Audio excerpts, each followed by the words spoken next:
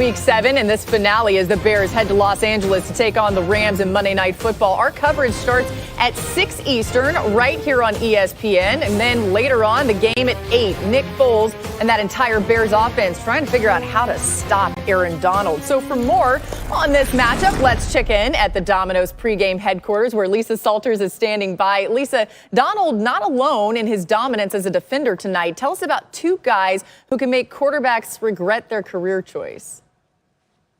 Laura, tonight we have that rare NFL game where the headliner for both teams plays on defense. Bears linebacker Khalil Mack and Rams defensive tackle Aaron Donald were both first-round picks in 2014 and have combined to win 3 of the last 4 NFL Defensive Player of the Year awards. When we asked Donald about going up against Mack, he said he isn't really looking at the game that way, but he did say that he always wants to put on a show and wants to outplay everyone else on the field. Khalil Mack was listed as questionable for this game and missed some practice time this week because of back soreness, but according to head coach Matt Nagy, he is good to go tonight, as is defensive end Akeem Hicks, who missed back-to-back practices this week because of illness. Hicks told me he was congested, had a bit of a sore throat, and was kept away from the team because of COVID protocols, but all he had, he said, was a common cold. Laura? We'll see in about 3 hours and 45 minutes. That's when Monday Night Football kicks off. And Mina, you've watched tons of film on this Bears defense. You just heard what Lisa reported about them being at full strength. What are you seeing, though, out of this Bears D? They're really fun to watch. I mean, there is a lot of bad defensive play around the NFL right now, but the Bears are one of the bright spots, and they're why they're winning games. They're also good in a way that equips them to stop a lot of the league's best quarterbacks because they can get pressure without a blitz. They can get pressure out front with 4. Yes, you'll hear a lot about Khalil Mack, but Robert Quinn is doing work. A couple of Teddy Bridgewater's picks came off of stunts run with Quinn and Bilal Nichols, who's also good. Of course, Akeem Hicks. Meanwhile, in the secondary, this is one of the more disciplined units in the NFL. They are so well coached, Laura. They play a variety of coverages. They don't make a lot of mental mistakes. They're phenomenal. However, they have a flaw. And unfortunately, it's a flaw that lines up with what the Rams do really well, which is they're soft against the run. Now, part of the reason why the Rams offense looks so good this year and looks actually similarly to how they looked in 2018 is because they are running the ball extremely well. On first down, they're averaging 5.45 yards per carry.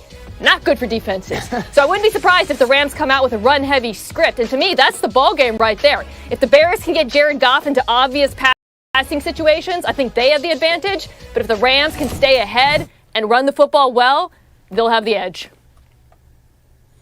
Yeah, Mina mentioned some of those guys up front that could get pressure on the quarterback, but on the back end, Kyle Fuller, Eddie Jackson, Jalen Johnson, the rookie, has been phenomenal this year as well. So they have guys on every level. To Mina's point, you can take advantage of Trevathan and Roquan Smith, but the bottom line is this.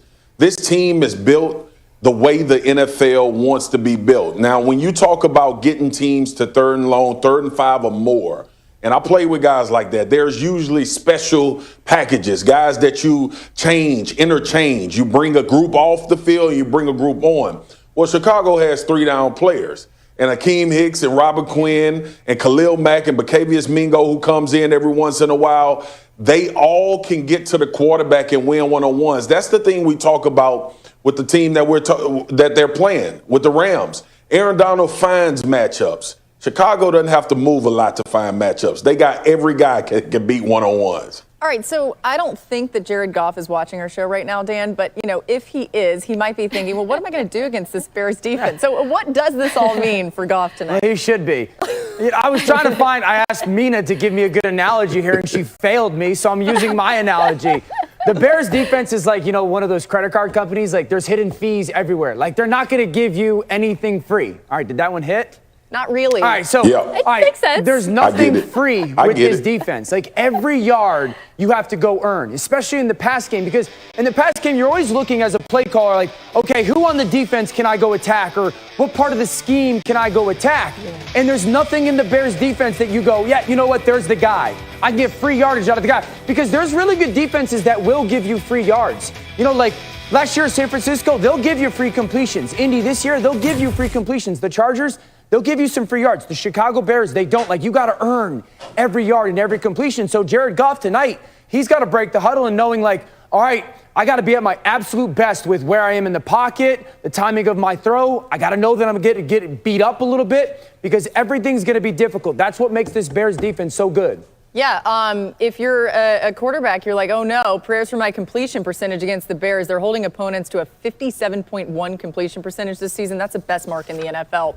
Unfortunate news for the Browns to get to now with OBJ. And the wide receiver tore his ACL yesterday against the Bengals, expected to miss the remainder of the 2020 season. Adam Schefter with us. What do we know, Adam, about Beckham's prognosis? Listen, Laura, he said today himself that he's got a torn ACL. He will not play again this season. He turns 28 years old in a few weeks here, and you have to think here, will he be ready for training camp next year? Will he be ready for the start of the season? That's the trajectory that we now have to start thinking about with Odell Beckham Jr. Again, training camp opens in about 9 months. The season opens in about 10 or 11 months, and these injuries usually take about a year, and sometimes it takes 2 years before a player really regains his full form. So it's going to be a challenge for Odell Beckham Jr. to come back from this, but I'm sure he's up to it, and the work begins here fairly soon for him. Yeah, especially a guy at that type of skill position, it can certainly be difficult for them to fully recover. We'll keep our eye on that. But how is this absence of OBJ going to affect this Browns offense? Well, the Mayfield-Beckham Jr. connection didn't really click in year 2. Mayfield completing just 55% of his attempts to OBJ this season compared to a rate of 79% to all other wide receivers. It's kind of shocking. Notice, too, the drastic difference in Mayfield's QBR by target, too. So it's something, Dan, not working necessarily with OBJ and with Baker Mayfield. First of all, how does that happen? And then secondly, do you think it really is going to impact this Browns offense without OBJ? You know, I experienced something like this with Matthew Stafford and Calvin Johnson in Detroit. Now, they had a lot more success together, but it was like this commitment to always find a way to get him the ball. With Baker Mayfield and OBJ, it's like this. Baker Mayfield gets his play call, and his immediate first thought with OBJ on the field is, where's OBJ? What's OBJ's route? And then it goes to, all right, this is my play versus the defense. Now, if you take Odell off the field, his thought process goes, okay, what's my call? What's the defense? And he just lets the play operate itself, and he throws to the guy that gets open. The first play of the game the other day is the perfect example. Like, they have a curl flat route to his left versus cover 3 defense. That play is built. It was designed to beat the cover 3 defense, and he's got Odell on his right, and he's going to run a go route. The only reason he would throw the Odell the go route is because it's press coverage. The corner's off 10 yards, and he just throws it to Odell just because Odell had a go route. And then like 20 plays later, they have the same call, and he just operates the play with Odell off the field. And I think that's the thing is Baker gets so consumed or had such the willingness or want to, all right, Odell's got this route. It doesn't necessarily matter what the play is. I want to throw this ball to Odell.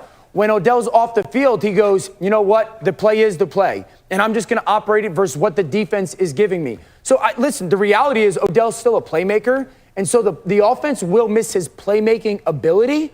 But at the end of the day, we can't run from the fact that Baker operates better.